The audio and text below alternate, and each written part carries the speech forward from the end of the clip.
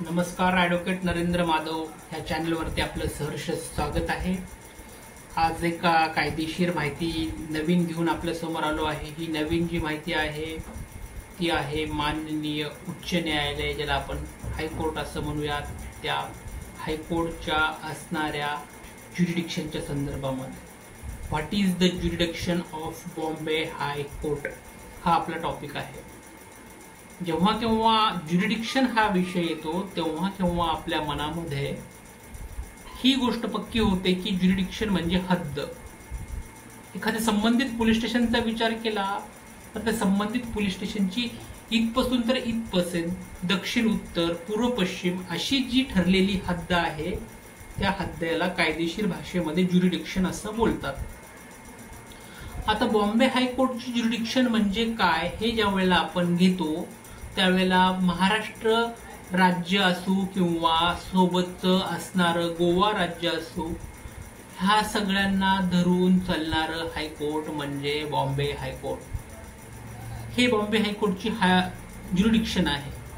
परंतु बॉम्बे हायकोर्टची ज्युरिडिक्शन चालत असताना ज्यावेळेला तुम्ही कोर्टमध्ये जाल त्यावेळेस त्याचं डिव्हाइड 2-3 साइडमध्ये केलं जातं, जसं की ओरिजिनल साइड, ॲपिलेट साइड, ज्युरिडिक्शनल साइड, असे सगळे त्याचं क्लासिफिकेशन केल्यानंतर आपल्याला लक्षात येतं की मुंबई उच्च न्यायालय हे महाराष्ट्र राज्यामध्ये अस्तित्वात असून महाराष्ट्र राज्याच्या हद्दीसोबत बाजूच असणारं गोवा राज्य, त्याचबरोबर दमन असणारे केंद्रशासित प्रदेश, ह्या सगळ्याची हद्द बॉम्बे उच्च न्यायालयाच्या अंतर्गत येते।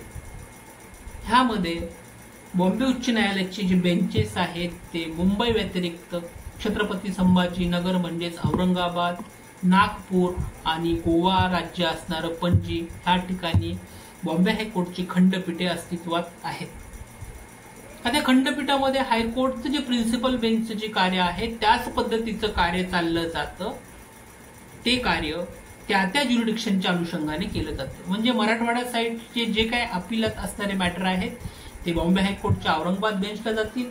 विदर्भ साइडला असणारे जे काही अपीलचे दावे असतील, जे काही रिटचे दावे आहेत ते नागपूर ह्या खंडपीठात जातील आणि उर्वरित असणाऱ्या पश्चिम महाराष्ट्र आणि कोकणचे असणारे जे काही दावे आहेत ते बॉम्बे हायकोर्टच्या मुंबई ह्या ठिकाणी असणाऱ्या मुख्य खंडपीठाकडे वर्ग केले जातील। असा हा बॉम्बे हायकोर्टचा असणारा ज्युरिडिक्शनचा भाग आहे। हा भाग ह्या ठिकाणी ह्यासाठी महत्वाचा येतो की बऱ्याच जणांना उच्च न्यायालयांची असणारी सीमा किती आहे, ती सीमा किती गृहीत धरली जाते। जसं की आपण बघूयात की रिट ज्युरिडिक्शनचा जर विचार केला तर रिट ज्युरिडिक्शनचं हे पॉवर आहे ते हायकोर्टला हे सुप्रीम कोर्टपेक्षाही थोडं जास्त दिलेलं आहे। जे की मोठ्या पद्धतीने ज्ञानवंत वकील आहेत, लॉचे स्टुडंट आहेत, त्या बऱ्याच जणांना हे माहीत आहे की हायकोर्टची रिट्सची पॉवर आहे ती सुप्रीम कोर्टपेक्षाही थोडी अधिक जास्तीची आहे। ही झालं उच्च न्यायालयाची असणारी ज्युरिडिक्शनच्या संदर्भात माहिती जर तुम्हाला आवडली असेल तर नक्की लाईक करा, सबस्क्राईब करा। कायदेशीर इतर संबंधित सर्व घडामोडी आपल्या समोर येण्यासाठी ह्या चॅनलला लाईक करणं हे आपल्या हिताचं असेल। धन्यवाद।